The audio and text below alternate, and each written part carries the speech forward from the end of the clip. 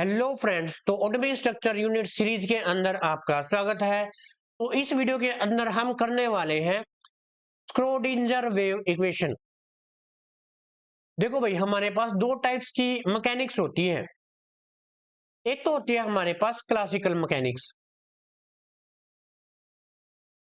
और दूसरी हमारे पास होती है क्वांटम मैकेनिक्स। ठीक है। जो क्लासिकल मैकेनिक्स है वो मैक्रोस्कोपिक पार्टिकल्स के बारे में बताती है, जैसे जो नॉर्मली हमें हमारे आसपास प्रेजेंट होते हैं। जो क्वांटम मैकेनिक्स है वो माइक्रोस्कोपिक पार्टिकल्स के बारे में बताती है ज्यादा डीपली। तो जो स्क्रोडिंजर वेव इक्वेशन है वो क्वांटम मैकेनिक्स का ही एक पार्ट है। तो देख लेते हैं यहाँ पर, जो क्वांटम मैकेनिकल जब स्टडी की गई किसी भी स्ट्रक्चर, एटम के स्ट्रक्चर पर, जब क्वांटम मैकेनिकल ट्रीटमेंट किया गया किसी भी एटम पर, तो हम पाया गया है कि हमारे पास जो ऐसा स्ट्रक्चर था, जो हमारे पास ऐसा स्ट्रक्चर था किसका, एटम का, वो ऐसा नहीं है, बल्कि वो ऐसा स्ट्रक्चर है। देखो, आपको स्क्रीन पर देख पा रहे हैं, ये रहा हमारे पास न्यूक्लियस है बीच में, और चारों ओर 3D डायरेक्शन के अंदर इलेक्ट्रॉन घूम रहे हैं। देखो, ये इलेक्ट्रॉन है वो यहां पर घूम रहा है 3D डायरेक्शन के अंदर, ये पाया गया। तो देख लेते हैं क्या बोला गया इसके अंदर। Schrödinger wave equation is given by Erwin Schrödinger in 1926 and on dual nature of electron। जैसे हमारे पास वेव नेचर, जैसे हमारे पास जो हमारे पास रेडिएशन थी वो डुअल नेचर शो करती थी, उसी प्रकार इलेक्ट्रॉन है वो भी डुअल नेचर शो करता है। डुअल नेचर मतलब wave nature has well has particle nature. कहीं पर तो इलेक्ट्रॉन पार्टिकल नेचर दिखाएगा, कहीं पर इलेक्ट्रॉन वेव कैरेक्टर शो करेगा। ठीक है, इसी को डुअल नेचर बोला जाता है।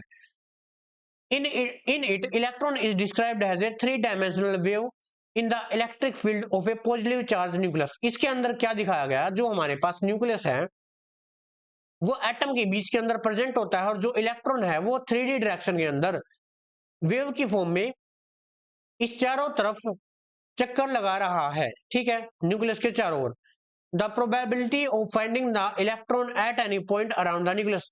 न्यूक्लियस के चारों ओर इलेक्ट्रॉन की फाइंड करने की probability can be determined by the Schrödinger wave equation. Schrödinger wave equation के जरिए दी गई थी, और वो देख लेते हैं क्या दी गई थी, कि हमारे पास न्यूक्लियस के चारों ओर किस डायरेक्शन में इलेक्ट्रॉन की पाए जाने की प्रोबेबिलिटी सबसे ज्यादा है, वो इक्वेशन के जरिए दी गई थी। वो इक्वेशन है, वो आपको इक्वेशन ही ध्यान रखनी है, इसका डेरिवेशन आपको ध्यान नहीं रखना है, ना ही यहाँ पर डेरिवेशन में करवा रहा हूं। ठीक है, वो इक्वेशन है, देखो मैं अच्छे से लिख देता हूं।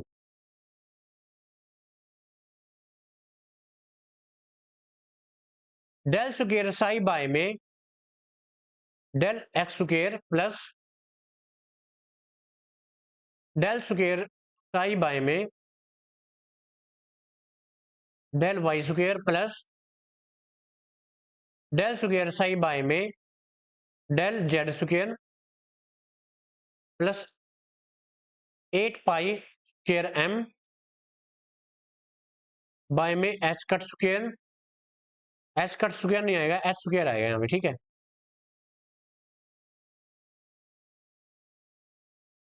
ये हमारे पास total energy minus potential energy is equal to 0। हमारे पास ये इक्वेशन दी गई थी, ये हमारे पास है स्क्रोडिंजर वेव इक्वेशन।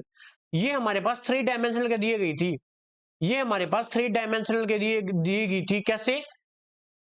ये हमारे पास एक्स डायरेक्शन के अंदर केवल इतनी ही इक्वेशन होगी। देखो, एक्स डायरेक्शन के अंदर केवल इतनी ही इक्वेशन होगी, ये और साथ में सिर्फ ये।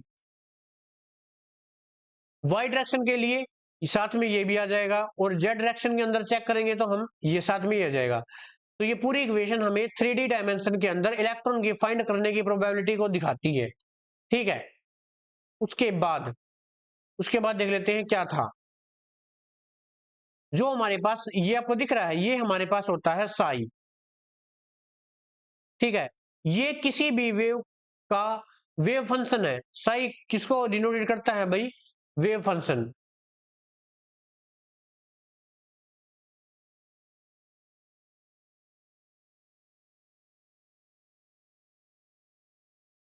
जो हमारा इलेक्ट्रॉन है वो वेव की फॉर्म में चल रहा था, तो जो हमारा पार्टिकल है जो वेव की फॉर्म में चल रहा है उसके लिए कोई ना कोई फंक्शन है जिसके लिए हम साई लगा देते हैं, ठीक है।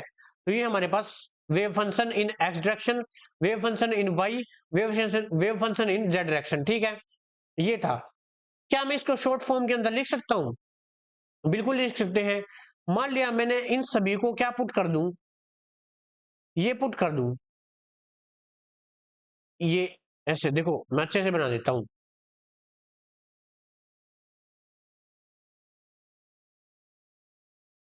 ठीक है। इसको ये पुट कर दिया तो ये इक्वेशन पूरी क्या बन जाएगी, देख लेते हैं।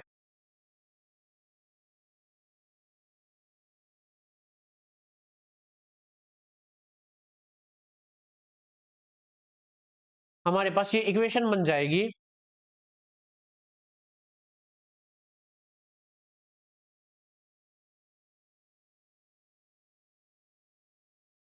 8 पाई स्क्वायर m बाय में h square E minus V is equal to 0।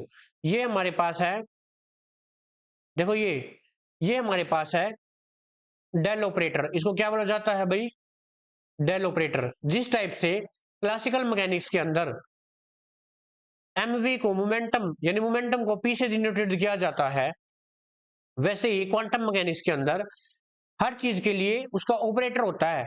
तो यहाँ पर हम पोजीशन या डायरेक्शन बताने के लिए एक ऑपरेटर का यूज करते हैं जिसका नाम है डेल ऑपरेटर, और इसका एक और नाम है लैप्लेशियन ऑपरेटर। क्या भाई, लैप्लेशियन ऑपरेटर। इसको और शॉर्ट फॉर्म के अंदर लिखे तो क्या हो जाएगा,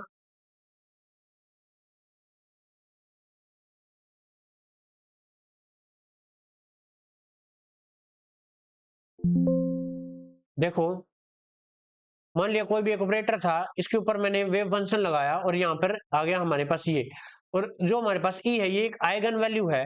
जब हमारे पास किसी भी ऑपरेटर को हम सोल्व करते हैं तो हमारे पास कोई आइगन वैल्यू आ जाए तो उसको बोल जाता है हर्मिशियन ऑपरेटर, ठीक है। खैर ये आपके काम की चीज नहीं है,